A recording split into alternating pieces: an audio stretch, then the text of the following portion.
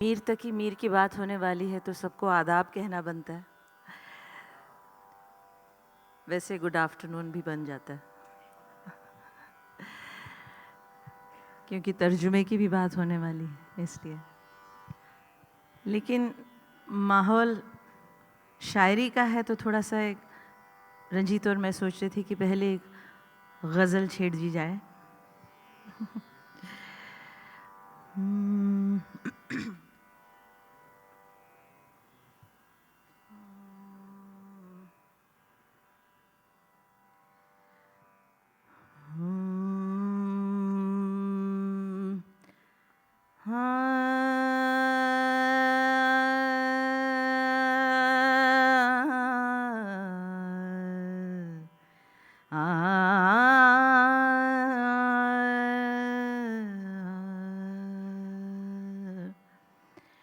शहरों मुल्कों में जो ये मीर कहाता है मियाँ,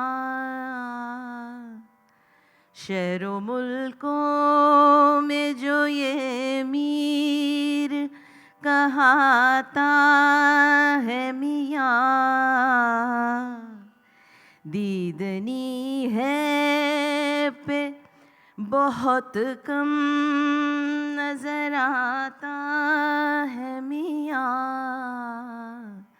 शहरों मुल्कों में जो ये मीर कहाता है मियाँ, आलम आईना है जिसका वो मुसव्वर बेमिसल, आलम आईना है जिसका वो मुसव्वर बेमिसल, हाय क्या सूरत पर्दे में बनाता है मियाँ, शहरों मुल्कों में जो ये मीर कहाता है मियाँ।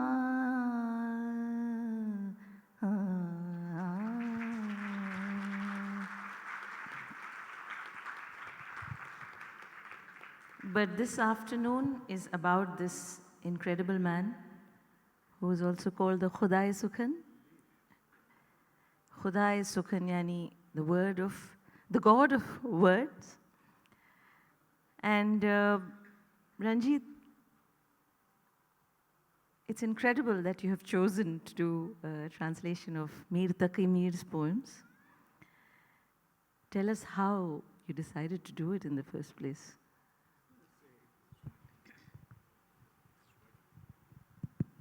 No, it's working, thanks.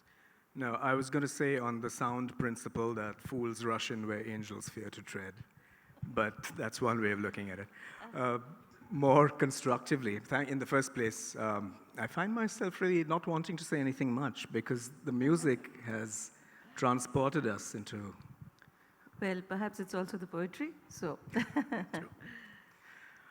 Yeah. I have to say my journey to Mir came through many years down the salt mines of translating Ghalib, a book that has yet to be published, but Mir more or less took over my imagination. And of course, we all know these verses where Ghalib, who was no great fan of other poets, regarded Mir as his master, in a way. Rekhte ke tum hi ustad nahi ho Ghalib, कहते हैं अगले ज़माने में कोई मीर भी था, which in my irreverent translation is something like, Ghalib, tough luck, you're not the only game in town. They tell me there used to be some guy called Mir. So that's not in this book, by the way.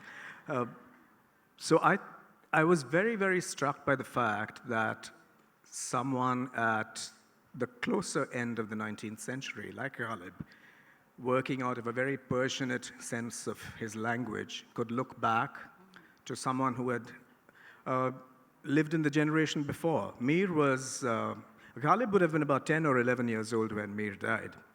So I found myself going back to Mir and being very, very excited in the first place by his language, which is, as we know, it represents an earlier phase of Urdu. There is far more of Khadi Boli in it. There's Awadhi, there's Braj. And to me, this was a sign from heaven, because I'm a great believer, although I babble on in English, as you see, I'm a great believer in the fact that our strength as poets and musicians really comes from the multiplicity of languages that we inherit here in South Asia. So I was fascinated by Mir's ability to live among these many languages and to craft poetry out of this fabric. So that was very much my first point of excitement. But also it came to me as I spent more and more time, metaphorically, at the feet of Farooqi Saab, Shamsur Rahman Farooqi, and Francis Pritchett, translators, commentators on Mir of a very refined order.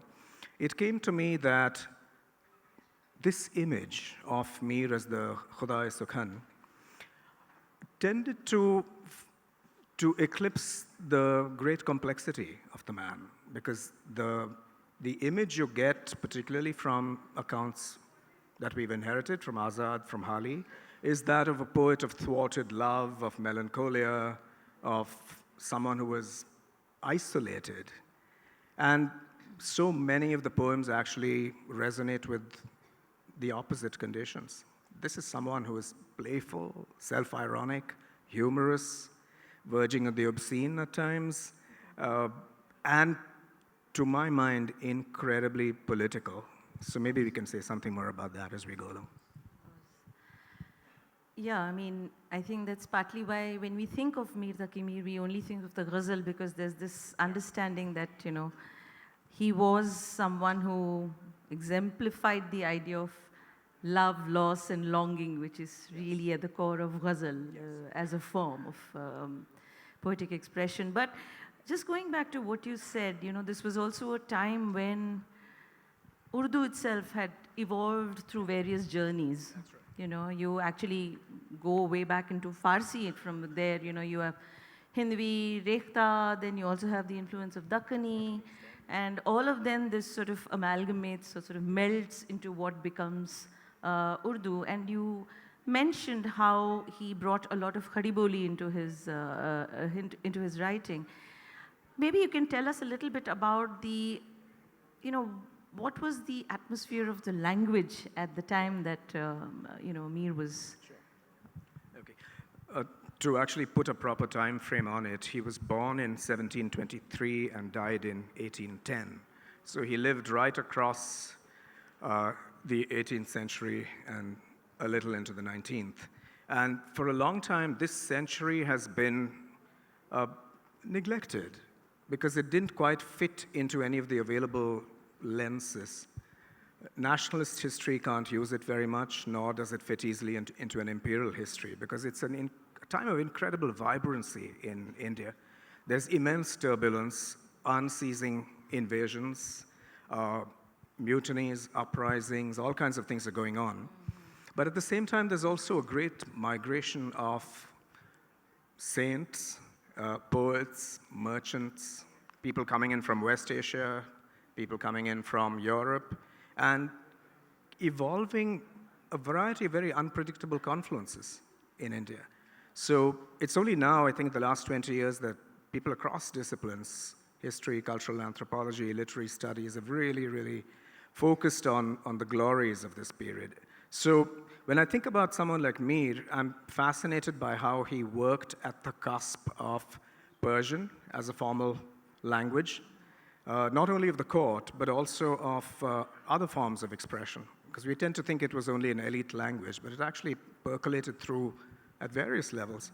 One reason why so many contemporary Indian languages have so much Persian and Arabic, Marathi chauvinists in Western India might be a bit alarmed to learn.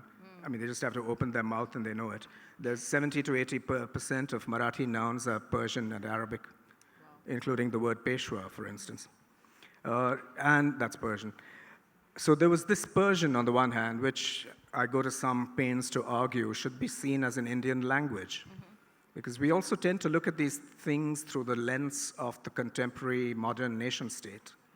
But India was really part of this larger Iranosphere, where Persian was widespread across Central Asia, It was West actually Asia. the official language in It was the official language. Hindustan, Yeah. And more Persian was written, spoken, published here than in Qajar, Iran, for instance, where there was a privileging of Arabic. So that's part of the story. On the other side of the linguistic narrative for me, it would be what I'm increasingly thinking of as the Hindavi continuum, which is these vibrant, robust languages that you find spreading from the Shivaliks to Telangana and from Rajasthan, where we are, to eastern Bihar, touching on Bengal, you know. And it's tragic that these have all been now absurdly demoted to the level of dialects. It's a nonsense word, you know, whereas all of these languages have literatures in song, in performance, you know this better than most people. So I'm also excited by the way Mir's writing draws on Awadhi, on Braj, on Khadi Boli, but also the shadows of many other of these 18 or 19 languages. So I might just throw into this a verse that I'm very fond of. Please, yeah. From Mir's massive Kulliyat, and I'll say a little bit about the choices in a moment. It goes like this. It's in the 4th volume of the Kulliyat. क्या जानूं लोग कहते हैं किसको सुरूर कल्ब आया नहीं ये लफ्ज़ तो हिंदी ज़ुबान के बीच. How would I know what folks call the heart's pleasance?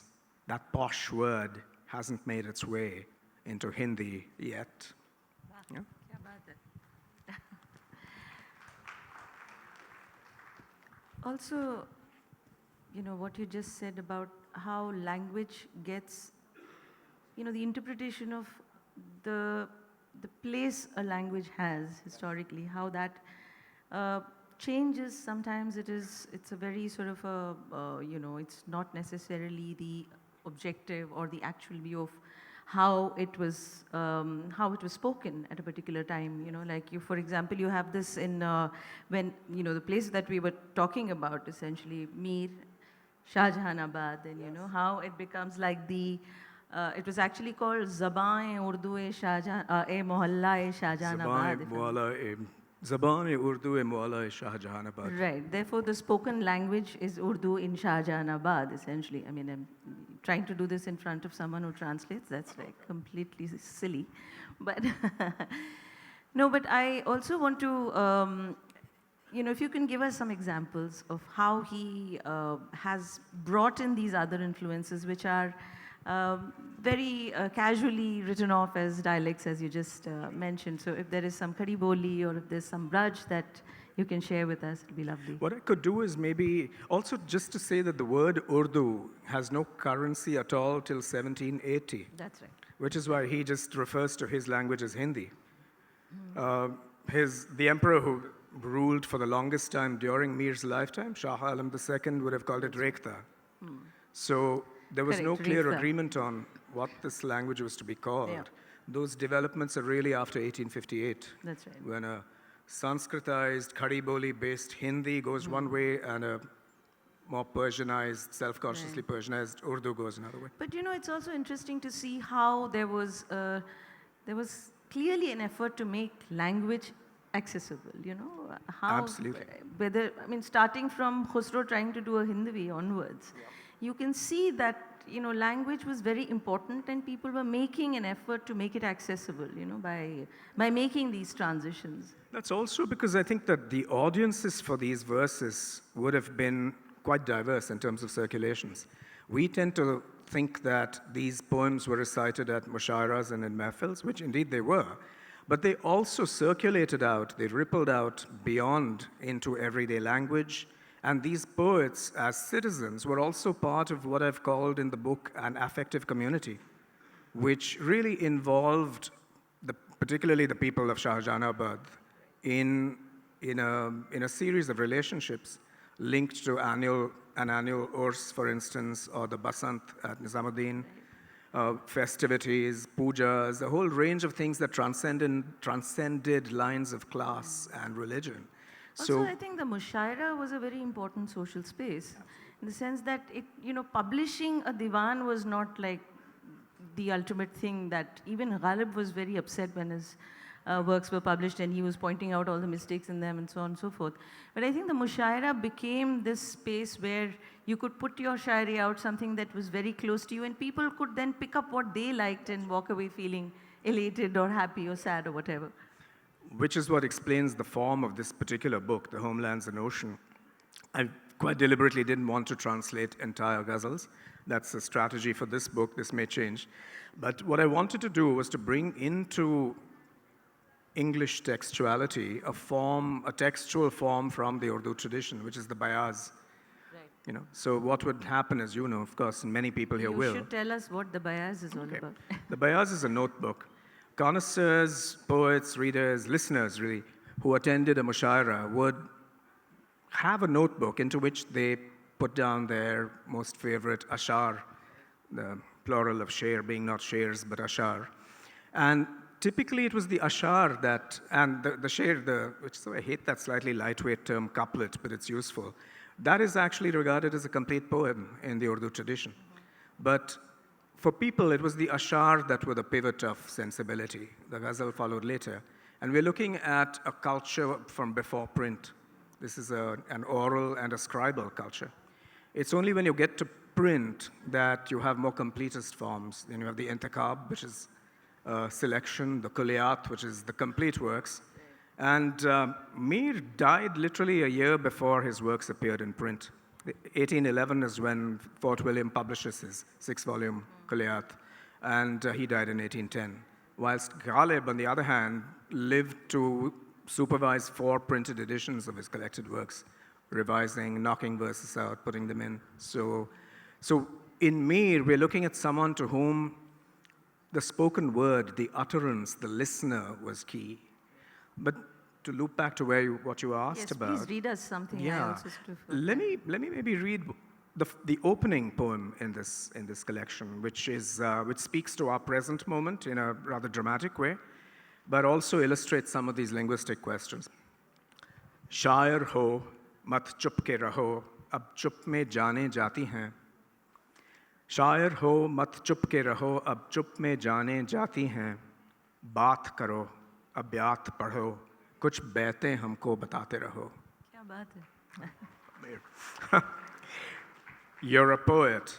Don't be silent. Lives are lost under cover of silence. Speak up.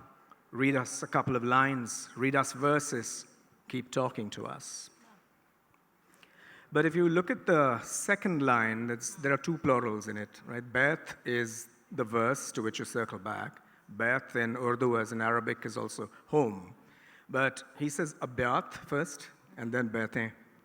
So in the same line, he has abyat, which comes out of a high Perso-Arabic register, is a proper formal plural.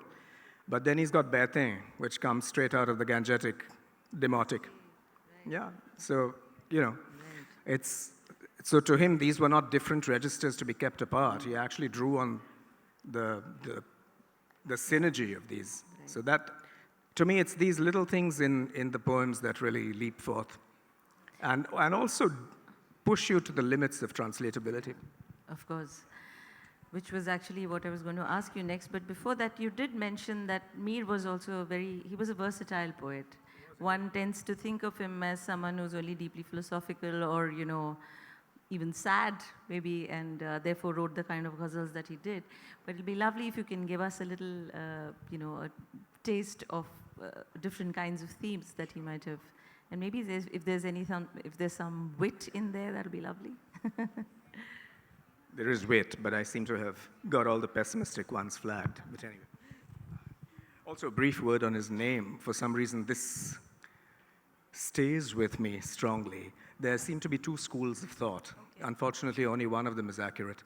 There are those who call him Mir Taqi Mir, and others who refer to him as Mir Taqi Mir. There is no Taqi Mir. It's Taqi, and it comes from the nickname of his father, which was Muttaqi, which is the pious one, from Taqwa, which is piety. So what would happen if he becomes Mir Taqi Mir? Well, we go into another world and another translation. But anyway, in the interests of accuracy for now. Mir तक ही मीर हो सकते हैं. ये भी हो सकता है. धूप में जलती हैं गुर्बत वतनों की लाशें, तेरे कूचे में मगर साया ए दीवार न था. The sun burns up the corpses of those driven from their homeland. Your lane did not offer them even the shadow of a wall. And now the manuscripts of Mir are actually on show at Urdughar in Delhi. But for a long time, we've worked without necessarily a sense of chronology. Yeah? So this is kind of informed guesswork. But I cannot help but think that there is so much in this poetry which refers not to a purely formal and conventional ghazal universe, which is Farooqi Saab and Pritchett's term, but that speaks to the material crisis of the occasion. This is a man who, as a boy, knew of Nadir Shah's invasion. He was still in Agra. Delhi was devastated. For 2 decades of his life, Ahmad Shah Abdali mounts raids on Mughal India. So Mir is in exile quite often. He spends about a decade in Deeg and Kumher in the Jat heartland, then reluctantly exiles himself to Lucknow in search of new patronage. So as a translator who is also, for what it's worth, cursed with having a social sciences training, I can't just look at this as whatever purely literary might mean. I am concerned with situating it in a larger life world. And so I've floated very provisionally the idea that there's a doubling in many of these verses. The cruel beloved, the sitamgar, all of this could also speak actually to tyrants, to surveillance. So there's a whole ghurbat universe, a universe of trauma and exile that is a twin to the ghazal universe in these poems. I think it's also that time around, the 1857 and all of that, which truly disturbed a lot of these. You had Ghalib saying, "Sab kahan kuch lala ho gul mein numaya ho gayi." And so, he's absolutely distraught. And so does Mir. He talks about Delhi. And in fact, there's a whole genre that emerges from these fellow sufferers. So it's Mir, Sauda, Mir Dard, all of these poets are very, very crucially aware that the destruction of the city is also a destruction of the relationships that nurture them. So whether it's poets or musicians or dancers, they're all aware that the coming migrations to the emerging Nawabates could mean a loss of audience, could mean a loss of sohbat, of companionship. And what does that do to language? I think these are incredibly key concerns for all these people. So out of this comes this genre called the Sheher-Ashob, which in the first place its beginnings lie in a Persian genre that celebrates the marvels of the city. Because Ashub can mean many things. It could mean catastrophe, but also miracle. So, but in this moment of historical experience with the city being destroyed, to these poets, it's a very profound form of lamentation of where they belong, who they are, what are the structures of patronage and reception that make them who they are. Please read us some more. कर खौफ कलक खस्प की जो सुर्ख हैं आंखें, जलते हैं तरो खुश्क भी मिस्कीन के गज़ब में. Fear those who huddle around fires, their eyes red, both wet and dry, will burn in the rage of the oppressed. Wow. इसमें काफ़ी from what I... The alliteration. हाँ, फिर से एक बार पढ़िए ना उसको. कर खौफ कलक खस्प की जो सुर्ख हैं आंखें, जलते हैं तरो खुश्क भी मिस्कीन के गज़ब में. Tough to get the alliteration into English, and unfortunately we're at a point in Anglophone writing where alliteration might sound a bit twee, but it has an incredible sonic power in the original, as you hear. Also, not to argue that dear old Mir was a kind of Marxist avant la lettre, because I don't think he looked uniformly at the oppressed with joy, but this is just also to think about what being the denizen of a city meant to someone like Mir. I think there was also a very, very strong feeling of being equalized across lines of privilege and entitlement. I think that comes across so strongly in Mir's poetry, in quite another way in Ghalib's as well. हम भी इस शहर में उन लोगों से है खाने खराब, मीर घर बार जिन्हों का राह इस सैलाब में है. I too am one of those people in this city whose homes have been trashed, Mir, whose everything lies in the flood's path. Wow. You should sing, by the way, Vidya, now. No, this particular share is very beautiful, which you in fact just read for us. So, दो ही लाइनें हैं फिर भी. When a collection of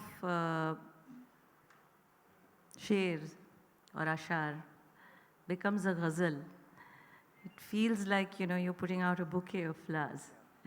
तो आपको अलग अलग फूलों का एक बुके चाहिए तो वो भी गुलिस्तां खूबसूरत होता है. आई थिंक दैट्स द खूबसूरती ऑफ अ गज़ल कि आप इकट्ठे कर सकते हैं चीज़ों को अपने हिसाब से. एनीवे, तो ये अभी आपने पढ़ा शायर हो वाला. ओ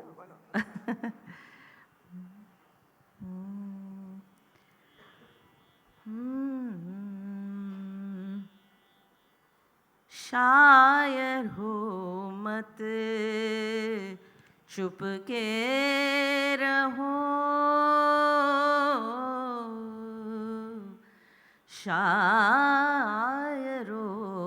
मत चुप के रहो, अब चुप में जाने जाते हैं, बात करो, बात करो, अब याद पढ़ो, कुछ बातें हमको भी बताते रहो, शायर हो मत चुप के रहो. ये तो कहना पड़ेगा, इतनी खूबसूरत चीज़ें गाने का मन तो करता है. नहीं, but how did you've done a selection. How did you arrive at this particular selection? What did you have in mind? I think there's a way in which you follow your obsessions. So, at the first read, of course, all of the more obvious, if you will, poems present themselves. So there are all of the verses that seem to correspond to this idea of love, thwarted love, what's conventional. But I began to dig deeper and I began to look for, this sounds a bit weird, but I began to look for signs of crisis because it seemed incredible to me that someone who lived at this time could not have borne witness to it. And as often happens in a serendipitous way, those patterns began to reveal themselves. So I remember the verse, I think, that first announced itself, Ye Nagar, so I'm going to murder it. I have to look at the book. These were verses that had to do with the ruined city, with diaspora, with being a refugee. And all that resonated for me incredibly strongly because it just made Mir seem so very contemporary. Because these conditions speak to all of us, some of us more entitled, some of us less entitled, some of us utterly vulnerable and at the mercy of vast forces. So in that sense, it seemed to me that here was a poetry that was not timeless, which seems to me to be a slightly pointless adjective, but timely. So to me, Mir I think this is what makes something classical, not that it gets lifted up into a zero gravity space of timelessness, but that it reveals and makes itself relevant over and over again in any given time frame. Absolutely. Also, tell us a little bit about your, how you were, I don't know if you were influenced, but your interaction, let's say, with Shamsur Rahman Farooqi Sahab, who has also done this incredible body of work on Mir. I was a kind of éclavier to him. I say that in my acknowledgements, not as an éclavier, but that he's someone whose work I've admired, who's just foundational to this. There might be points of departure, but his work is Sher Shorangez is still obviously the foundation. But I tend to have this sense of not wanting to encroach on the time and energy of people who clearly have lots of things to do. So I always admired him from a distance, and really his work has been seminal. It's been a source of incredible pleasure and illumination to me, not only with this particular view in work, but just in terms of also being able to read against the grain a whole tradition of Urdu commentary and to apply a more modern lens to it, if you will. Because what happens, as you know, what happens in the aftermath of 1857 is that there's a tremendous sense of defeat across particularly the Gangetic heartland. The way it manifests itself in the Urdu tradition is that there's a turning away from what seemed to be the feudal, inward-looking conventions of the ghazal and a desire to embrace what colonial pedagogy is presenting as good poetry. So there's a turn towards the natural, in particularly the writings of Azad and Hali. And the way they present the history of the poets who went before then is colored by this. It's very anecdotal, amusing stories, but which tend to get passed off as verity. I mean, they have their place as evidentiary material, but it's really the poems that you have to go back to and the historical contextualization of it. Now, I might be a historical materialist, but that's definitely the way I look at it. And I think that's how texts reveal themselves beyond the connoisseurial wahwa or the You know, that's all great. It is good for the world of affect, but there are many more dimensions to this literature. Yeah, I mean, it's also clearly how one can approach the same thing in so many different ways. You know, you're keenly looking at the linguistic aspects of Mir's poetry as well. You know, one thing that you've mentioned a couple of times in the course of even this conversation is how Mir's poetry has contemporary relevance, how it lends itself to a certain kind of modernity. I also want you to unpack this idea, you know, when we think of the ghazal, you know, koi baithak bhi kar rahe hain to ghazal mane wah kya, you know, like you just said, the whole wah thing. But ghazal wasn't necessarily only sort of this small, if I can call it small, like an elite set of people who would sit back on their bolsters and you know, enjoy a mehfil. Ghazal had a much larger, and it was also a way, I think it can also become a way of understanding cities and geographies and transitions and migrations and all of that, some of which you've mentioned in your book. So how do we sort of unpack this, you know, this whole nostalgia trip that... Quite a bit of that, I think, comes out of the movies of the 50s and 60s. I think that's what we're thinking of, many of us, when we think of this world. But let me move kind of in reverse order. In the first place, I think, and I've glossed it in this way that comes to me out of my preoccupations with the environment and environmentalism. I think the dominant mood of loss in the poetry of Mir is really what people are calling solastalgia. It's not nostalgia. It's not lamenting the loss of something that's been gone for a long time. I think it is the far more profound and diminishing sadness of seeing your world change irretrievably around you. I think that's the dominant mood here. And also a little bit of an exercise. I think for whatever reason, we tend to remove particularly the Urdu poets from history. And we tend to assume a definition of the modern, which unfortunately comes from Euro-American HQ. But it prevents us probably from looking at the processes of modernity, whether economic, technological, mercantile, call it what you will, at play between the 16th and 18th centuries. And also when you look at people like Mir and Ghalib, you say to yourself, well, these chaps weren't in a vacuum. Look at some of their contemporaries elsewhere. You know, it might be Baudelaire. It might be, it wasn't, it might be, it was. Ghalib's contemporaries were Baudelaire, Whitman, Heine. And if these writers in their literary contexts are regarded as the pathway to the modern, there's no reason to see, we need to really, you know, bring that awareness to these poets as well and to look at their irony, their irreverence, their playfulness, the self-referentiality. On various metrics, they very clearly are modern figures. They're forging a new tradition. They're not just acting out of inheritance. एक चीज़ सुनाती हूँ आप ही की किताब से. Speaking of various ideas they're trying to put out. This says, दिल की वीरानी का क्या मज़कूर है?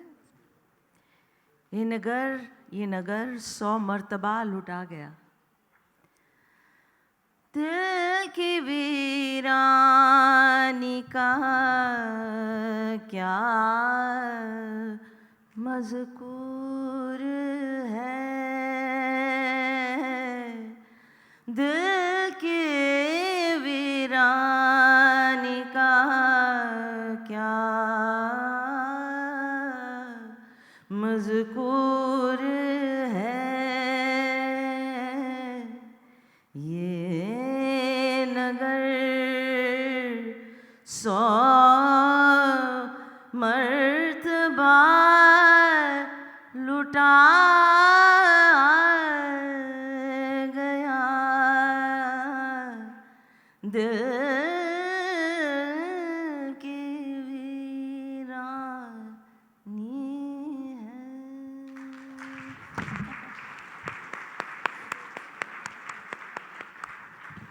अब आप और कुछ पढ़ के सुनाएं हमें. आपके दिल के जो अजीज है वो पढ़ के Oh सुनाएं. my God. How much how much time do we have? Okay. Speaking to, this sense of why utterance is what survives. This is one of my favorite verses. बातें हमारी याद रहें, फिर बातें ऐसी न सुनिएगा. बातें हमारी याद करें फिर बातें ऐसे ऐसी न न सुनिए. सुनिएगा. पढ़ते किस्सों को सुनिएगा, तो देर तलक सर धुनिएगा. बहुत अच्छी चीज़ है ये.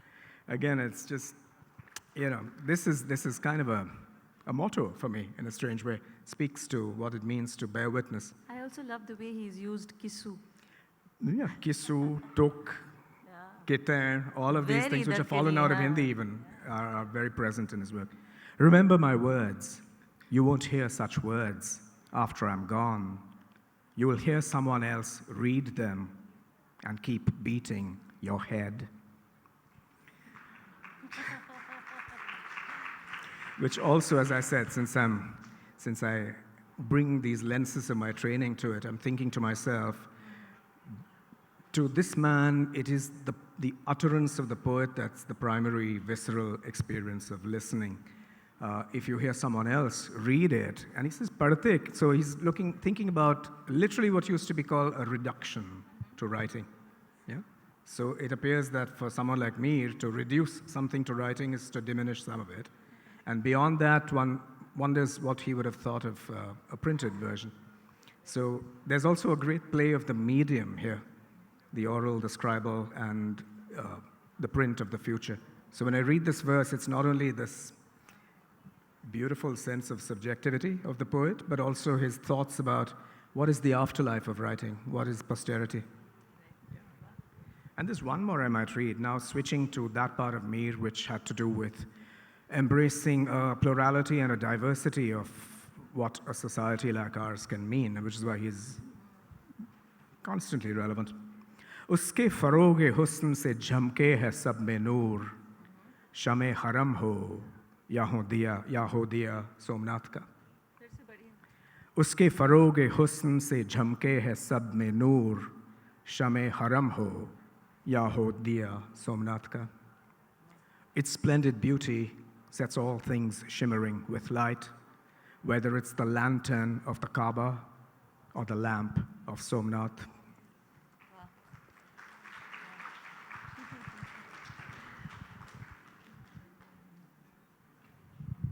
मीर साहब की गज़ल बेगम अख्तर ने गाई है, बनाई है, तो कुछ अशार उसके गाती हूँ. We have only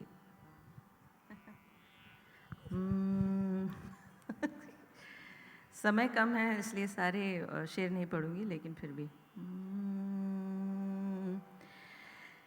उल्टी हो गई सब तदबीरें उल्टी हो गई, सब तदबीरें कुछ न दवा ने काम किया, देखा इस बीमारी ये दिल ने, आखिर काम तमाम किया, उल्टी हो गई सब तदबीरें। अहदे जवानी रो रो काटा, पीरी मेली आँखें मुँह, यानी रात बहुत थे जागे, यानी रात बहुत थे जागे, सुबह हुई हराम किया, उल्टी हो गई सब तदबीरें। आखिरी शेर सबसे ज़बरदस्त जो है, जिस मौजू का आपने अभी जिक्र भी किया, मीर के दीनों मजहब को अब पूछते क्या हो, उनने तो मीर के दीनों मजहब को अब पूछते क्या हो, उनने तो कश का खींचा देर में बैठा, कब का तर्क इस्लाम किया, उल्टी हो गई सब तदबीरें।